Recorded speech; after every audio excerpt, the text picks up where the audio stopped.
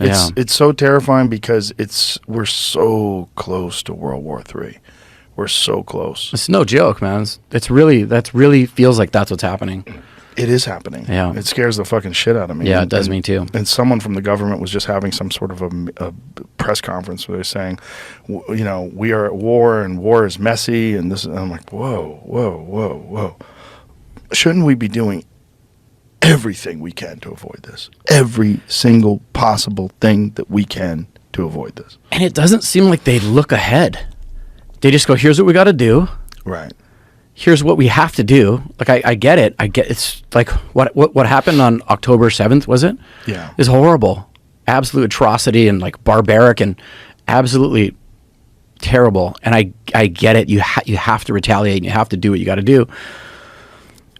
But how do you do that? Like, of course you want to get rid of Hamas. That sounds great. You know what I mean? I completely support that. I think everybody supports that for the most part. But how do you do that without so much collateral damage? It's ridiculous. And then even more important than that is fast forward 5 years from now. Right.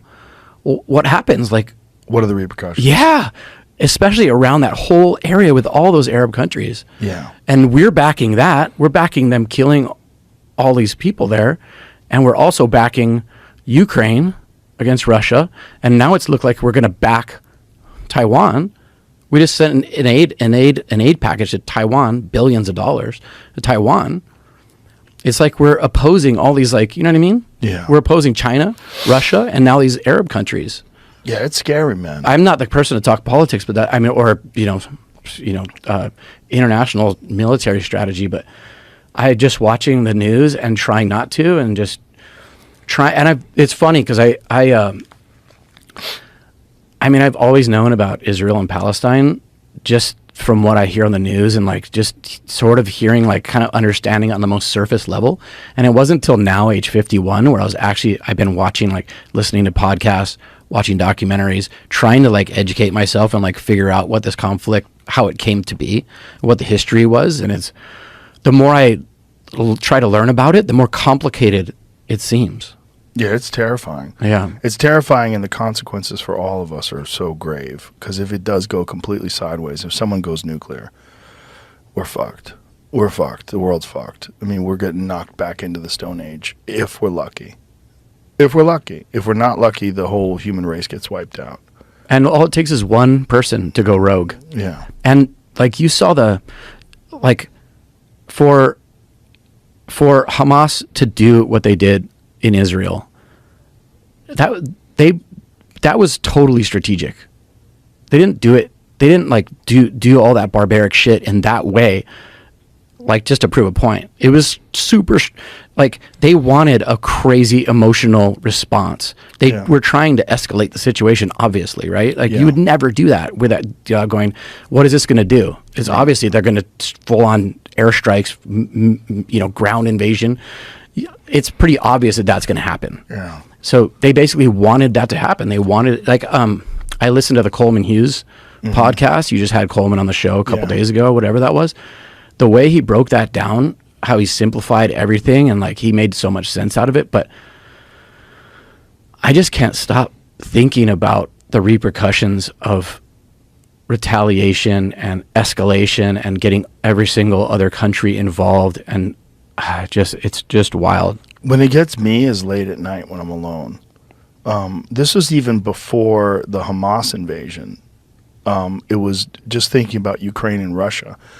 I would be at home and, just go through the news feed and read some stories, and then everyone in my house be asleep and I'd be awake, and I'd just going, fuck, is this the last days of normal civilization? Yeah. Because every movie where, we ascend into the apocalypse or descend into the apocalypse, that's how it starts. It's like, there's normal life, you're dropping your kids off at school, bye honey, I love you, and then hours later, sirens, bombs, powers off, no water, no food, people are struggling. It's just like, if nuclear bombs start going off, the world will be unrecognizable. We will be right back to barbaric Stone Age monsters in a matter of months, matter of weeks, days even. There's no power, no food, no nothing. You know, there's the fucking border's been invaded by hundreds of thousands of illegals. How many of them are militants? How many of them have snuck in across the border and are forming terror cells? We don't know. I mean, that's the giant fear. That's for sure happening. For sure. There's no doubt. For sure. I read this thing that there's like 6 to 10 million people that came across the southern border in the last 4 to 5 years. That's as many people that live in New York City. And then like a crazy increase in people coming across the northern border.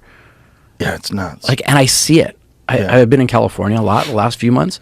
It's insane how many more people are just obviously all of a sudden just appearing, like getting dropped off on like street corners with buses, literally just in the middle of nowhere. They literally just get off the bus with a cell phone. But look at New York City. When Cuomo was explaining how New York City literally has a mandate to house its homeless. Yeah. And that was supposed to be the people that lived there that were down on their luck. And now it's people that have come in from other cities or other countries rather, illegally. And they're trying to make it so that those people can vote.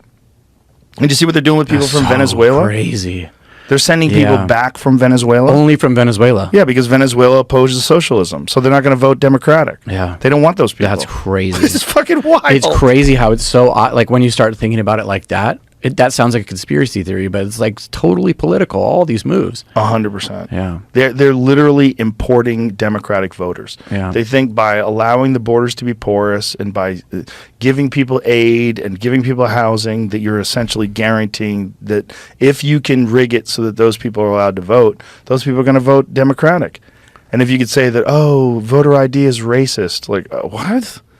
Voter ID is racist. That's crazy. They think that. They don't think that. They don't think that. They know that that's not true. It's horseshit. Yeah, it's all political horseshit. But that's unfortunately the level of discourse that we have today, especially with all the virtue signaling on social media and all the people clamoring to prove that they're the most progressive and the most open-minded and equitable, and we're all down for inclusivity and like,